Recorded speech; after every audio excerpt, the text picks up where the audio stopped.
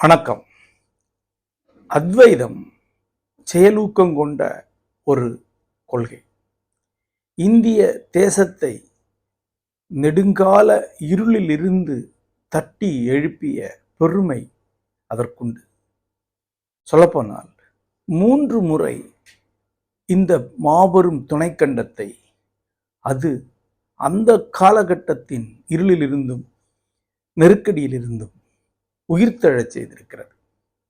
முதல் முறை கிருஷ்ணன் என்ற யாதவ மன்னன், மாபெரும் ஞானி, ஆகவே இறை உருவானவன், இந்த தேசத்தை ஒரு பெரிய வரலாற்று நெருக்கடியிலிருந்து மீட்டு புகழுக்கும் பெருமைக்கும் வெற்றிக்கும் உரிய நிலமாக மாற்றினார். நீண்ட காலத்திற்கு பின் ஆதிசங்கரர் அதே பணியை மீண்டும் நிகழ்த்தினார். அறிவுலகில் ஒரு மகத்தான மாற்றத்தை அவர் உருவாக்கினார். மிக இளம் வயதில் இந்த தேசத்தை ஒட்டுமொத்தமாக தன் ஞானத்தின் ஆளுகைக்கு கீழ் கொண்டு வந்தார். சிந்தனையில் ஒரு பெரும் தொடக்கத்தை நிகழ்த்தினார். மீண்டும் ஒரு யுகத்திற்கு பிறகு சுவாமி விவேகானந்தர் அத்தகைய ஒரு மகத்தான மறுதொடக்கத்தை இந்த தேசத்தில் நிகழ்த்தினார். இந்த தேசத்தில் நிகழ்ந்த சமய மறுமலர்ச்சி, தேசிய மறுமலர்ச்சி, சமூக மறுமலர்ச்சி ஆகிய அனைத்திற்கும் முதற் புள்ளி விவேகானந்தர் அவர்களே. அவரிலிருந்துதான் இந்திய தேசிய சுதந்திர போராட்டம் ஆரம்பிக்கிறது. இன்றிருக்கும் மகத்தான கல்வி நிலையங்கள் அனைத்தும் அவரிலிருந்து தொடங்கியவைதான். இன்று இந்தியா முழுக்க பேசப்படும் இந்திய மெய்யியலின் அடிப்படை கருத்துக்களை அவர்தான் உருவாக்கி இருக்கிறார். ஏன், நவீன இலக்கியம், நவீன ஓவியம் ஆகியவற்றில் கூட முன்னோடி பங்களிப்பை அவர்தான் ஆற்றியிருக்கிறார். அந்த மாபெரும் மரபு இன்றும் உயிருடன் இருக்கிறது.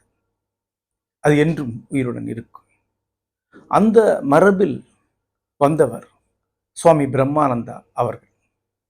மலேசியாவுக்கு அவரை போன்ற ஒரு தவ செல்வர், ஆன்மீகமும் பண்பாடும்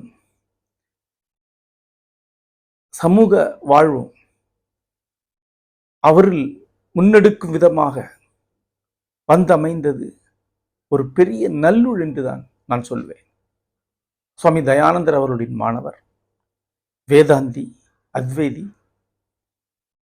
அந்த மண்ணை இன்று அவர் ஒளிபெறச் செய்கிறார். தீபத்தை சுடர் ஒளியேற்றுவது போல, தீபம் என்பதற்கு பொருளென்றே சுடர்தான் அமைகிறது என்பதைப் போல அவருடைய பணிகளை நான் அருகமர்ந்து பார்த்திருக்கிறேன். அவருடைய எளிமை, அர்ப்பணிப்பு, அனைத்திற்கு மேலாக ஒருபோதும் குன்றாத நல்லெண்ணமும் தீவிரமும் அவரை அறிமுகம் செய்து கொண்டதென்பது என் வாழ்வில் நான் அடைந்த பெரிய நற்பேறுகளில் ஒன்று என்றுதான் கருதுகிறேன்.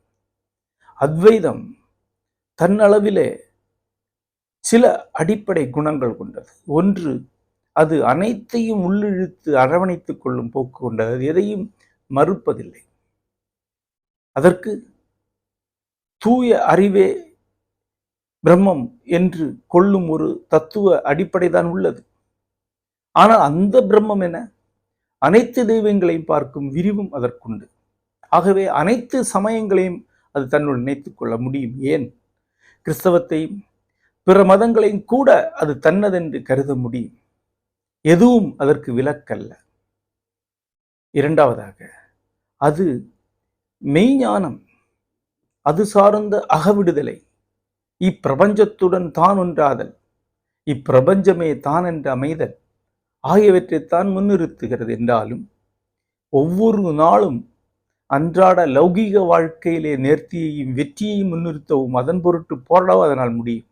அதுதான் கீதை காட்டும் வழி, சங்கரனும் விவேகானந்தரும் காட்டிய வழி. அவ்வழியிலே அங்கிருக்கும் அனைத்து செயல்பாடுகளையும் தீவிரமும் ஒழுங்கும் கொண்டவராக நின்று வழிநடத்துகிறார் பிரம்மானந்த சுவாமி அவர்கள். அவருடைய அகவை நிறைவு நாளில் பாதம் பணிந்து வாழ்த்துரைக்கிறேன். நன்றி.